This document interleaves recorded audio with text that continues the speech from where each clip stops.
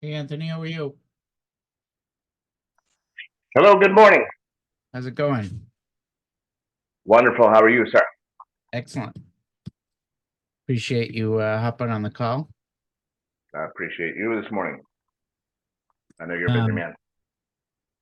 yeah, so can you kind of give me a little background on yourself? Uh, Absolutely, sir. I'm actually athletic director for the Amateur Athletic Union. I'm the West Coast athletic director for two different sports, powerlifting and Olympic weightlifting, for that individual sport, and then I have judo, which I control all the West Coast states. That is finding state representatives, doing the state championships, national qualifiers, and world championships for the past 5 years. Um, and that was one for of judo? That is for powerlifting. I just Okay. started judo this year. This year I started judo, and we had our first competition last year in 10 years for freestyle judo for AAU. Told it was never going to be done, but then I got the licensing for both AAU and for Team USA Judo, and brought them all together for the first time in history. I even have some good pictures on the board itself, and I helped Team USA Judo get on an app called Smooth Comp, which is a very applicable app that we use for jiu-jitsu. So I don't know if you're familiar with the fight industry, but I'm the second part of the Dirty Dozen for black belts for America. So I got my black belt under Carlton Gracie and under Ricardo Cavalcanti 20 years ago. I'm about to get my fifth degree. And I've been in Las Vegas for 17 years doing refereeing. I ran the ADCC's West Coast Championships, the Pro Championships, and last year we rented out UNLV, which was amazing. And we sold it out for the first time since Tarkanian. So Awesome. And what age levels? we have for any of us, amateur athletic unions go 6 years old and up. Team USA goes 8 and 10 years old and up. Yeah. So in any competitions, whether we're talking about in my main sport, for me, and here's another segue for you. I'm actually the head coach for four sports for Slam Nevada. I don't know if you're familiar with Pitbull's school at Slam. He made the first one in Miami, and the second one is here in Las Vegas. I was in the ground floor in 2018, and I rent the location out for jiu-jitsu, for judo. I'm a Team USA wrestling coach for there. I'm the head coach for flag football, co-ed flag football, and they just made me the commissioner for full contact 9-on-9 for AU. So they want to bring that into fruition here. And I'm sure you're familiar with the head coach here. That is Mike Kofer, two-time Super Bowl MVP. He's Yep. my athletic director and a very good friend of mine. I see him every day. He actually, one thing that's very imperative, Lance, is that I created a college scholarship fund. I have 26 to the University of Arizona, Ottawa. Very good coach over there. His name's Coach Hearn. I had four of my seniors sign last year. One got in and got to the full competition. His first year as a freshman, he's a two-time world champ with me at AU and from Slam. So he went in there and destroyed everyone. 150-pound weight class, 149. He deadlifted 450, and he power cleaned over 220. So amazing, right? So we Yep. have Awesome. 20 of those scholarships. I have 20 scholarships to give out per year, and that's co-ed for powerlifting and Olympic weightlifting. So I have four more guys going this year. That is awesome. And wow, can I tell you that giving a kid $15,000, $17,000 in scholarship money that they don't have to pay for anything, they just go, mom and dad, find housing, find everything else. And for here, for Las Vegas, it's only about 3 hours away. So for that, it's just incredible to change lives. Four signed last year. I have four more going this year. I have 26 total per year, 13 boys, 13 girls, and that's the weight classes. And it's an opportunity that I know that we can just run home and kill this thing, honestly. No, and it's funny that you're approaching us now is because April is our target to start launching MMA, jiu-jitsu, boxing, wrestling. Haven't discussed powerlifting yet, but I certainly would add that to the realm as well. But we're just now getting prepared to start putting those programs together. New Mexico, Vegas, Arizona, California, and then start moving into Texas, and obviously we want it to be everywhere across the whole US. I don't know where you have influences. Is it just kind of on the West Coast, or do you have them everywhere? I was born and raised on the East Coast. I was one of the first black belts in Maryland. That's where I was originally from. So, and I moved over here because I did everything on the East Coast. So it's mine's nationwide. My licensing if you have a company you want to take a look at, it's called Grappling X. Grappling X is one of the first of four jiu-jitsu and grappling companies back in the 90s into 2000s. I run that one. We have 500 to 1,000 competitors for grappling, which grappling term is jiu-jitsu, but it's the old school one. So it's wrestling, judo, and jiu-jitsu all together. But we run 300 events, but we run about 20 each year currently, and all the states plus more that you don't have. So the ones that you're asking about between Texas, New Mexico, Arizona, those are all my demographics, and those are all my states. First for AU judo, and then also for jiu-jitsu, whether it's and I'm certified referee for all organizations because I was one of the first Americans, coming on the And West did you say Coast. you But had 300 events? we ran 300 events. So I'm going to fly out to San Francisco in 2 weeks. I'll be in San Diego the following week. I have February 3rd here in Las Vegas. I have an enormous one in Azusa, California on March. And in March, I'm doing a dual event where I'm doing freestyle judo and doing jujitsu. The last time we did that, it's in my social media, but I can send you some of the info. We did 1,500 competitors, as well as having the California Wrestling League there too as well. We had the Muay Thai Federation there. I'm actually Thai, so I'm actually one of the first Thais to get a black belt in judo and compete in Brazilian Jiu Jitsu World Championships and in Pan American. So I try to Wow. bring Thailand there. Yeah, so I'm very well versed in a lot of martial arts. It's just such a kind of, I guess, with the powerlifting and the college scholarships, I can segue that into my football programs, in which I'm the head coach at Slam, as well as the West Coast. But then all the powerlifting events, they want to have judo and jiu-jitsu. And talking about the app and evaluating the app, using that evaluation for the app for the powerlifting to get those 20 scholarships, get those through. But then also, I run a certification program for referees and for state reps. So my job, in fact, in the AAU coincides perfectly with what you're trying to build with area scouts. Where I have to find the state rep and I have them, by the way, for the West Coast. I just haven't implemented them. Since AAU is a nonprofit and a 501c3, it's really I'm doing it as a volunteer basis and trying to do it with my own money and fundraising. Which if I had the app and if I had the manpower and the money behind it, it would explode it and go hand in hand, especially And because it's so easy. do you also see a resource to having people that are interested go through the certification to become refs as well? It's a hole. There's a missing component there, and only two federations do it. No one else does it for the rest of them.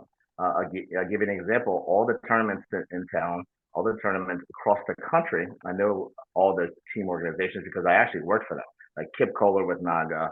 I worked with the American Grappling Federation. I've worked with everyone in the past 20 years, and they don't do it except for International Brazilian Jiu-Jitsu Federation, the IBJJF, and the SJJIF. Those two organizations are the biggest.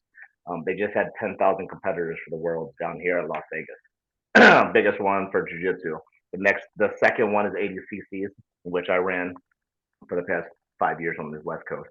And then I also ran Fuji Brazilian Jiu-Jitsu tournaments with Tim Moreland as well. So wherever I can help and however I can help the demographics in the sport, I'm all for it. So you And have then your own assessments already set up and created? I do it by myself. I do it every single time we have I do an assessment every time we have a powerlifting or the weightlifting. I do the assessment there. Hey, and I have the power to have the letter of intent.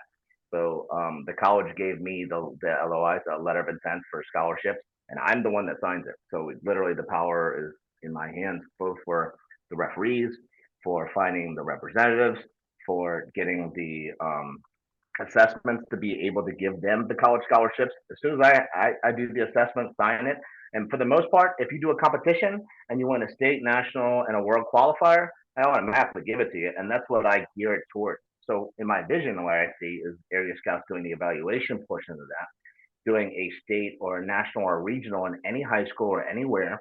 I always do the licensing, the insurance, the event coordination. I handle all that myself. Hand it, sign it, go. Go to Facilitron, get the event coordination for it, and then pop it up into the programs itself. But I don't have one centralized program for everything that I can just send, go through, and that's what I was really looking for with Area Scouts. And Yeah, no, I I think think that would be a great match. 100%. and I have more sports too, and I have more people under me that whatever sports that you're looking for, especially I know that you were looking for jiu-jitsu and wrestling and judo. And I mean, I have Team USA coaches as well as AAU coaches that are currently putting kids in the Olympics. I'll give you a prime example. Bill Sullivan, I'm the judo coach for Legends of Gold here. We have 27 kids, females and males, but mostly it's a female team in the Greco-Roman and freestyle championships. They're in the Olympics 2 times, 3 times. We have over 30 All-American wrestlers there from Slam. So the wrestling is no problem. The judo, no problem. Powerlifting, Olympic weightlifting, no problem. And then football. So those are the 5 main ones that I can really explode this and help this. And I can oversee some of it, put someone in charge of that organization part of it. I'm doing that now. I'm doing that now for free and for nothing, and trying to get this together, for all of it. And then my next step is lacrosse. I just signed a marketing deal with Las Vegas Desert Dogs and Bill Schott to try to expand that, because they want to be in a high school. So we're going to try and get that. And since I'm from Maryland, I played lacrosse. I played football. I wrestled. I did judo. I fought. So it's fun to try and expand that a little bit, for And, everyone. and how about with the LOIs? Are we able to get into other sports with that as well? Yes, actually, in fact, I made a deal for the wrestling. I have judo myself, and it was all with my signature because they approved only me to do that. But obviously, the GPA, and they have to have the SATs. They have to qualify for academic and athletic, so it's both. But yes, absolutely. So if we put something in place where it's like a centralized evaluation for the powerlifting, Olympic weightlifting, it can transverse over to wrestling too.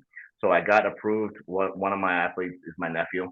He is a my nephew. Okay, so 6-time world champ of Brazilian Jiu Jitsu. 6 times. He's 16 years old.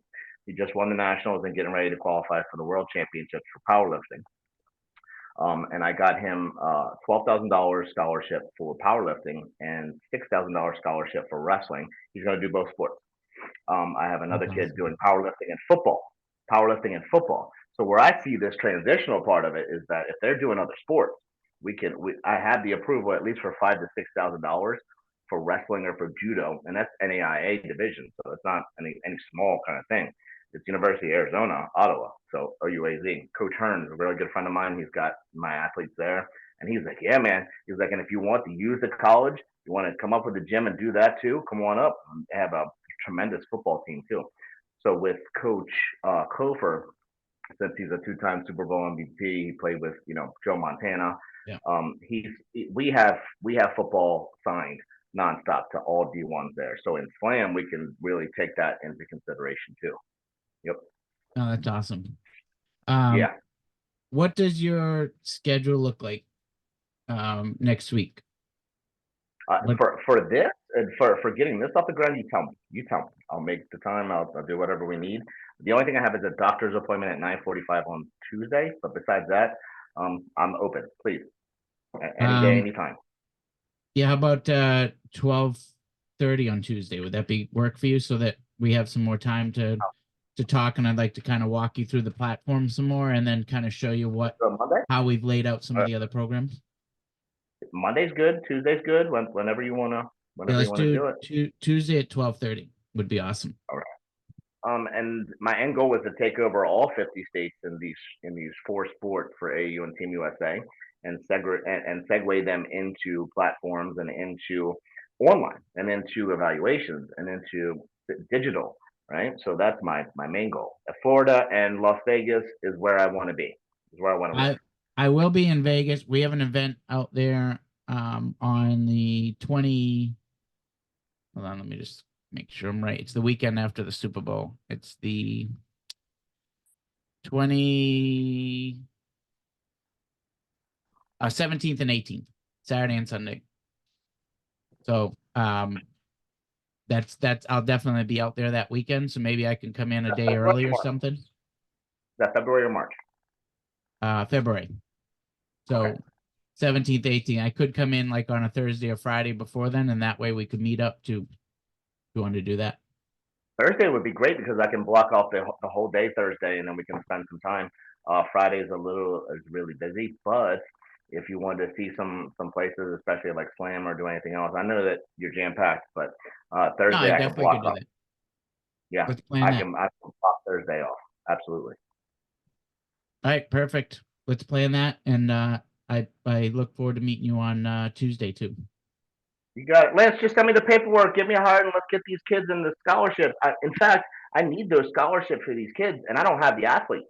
So I just got the call from Roderick Tanner. He's the governor for all of AU football, and I just ran the West Coast Championships. I don't know if you saw the rings, but the AU rings are friggin' amazing for these kids, Very right? cool.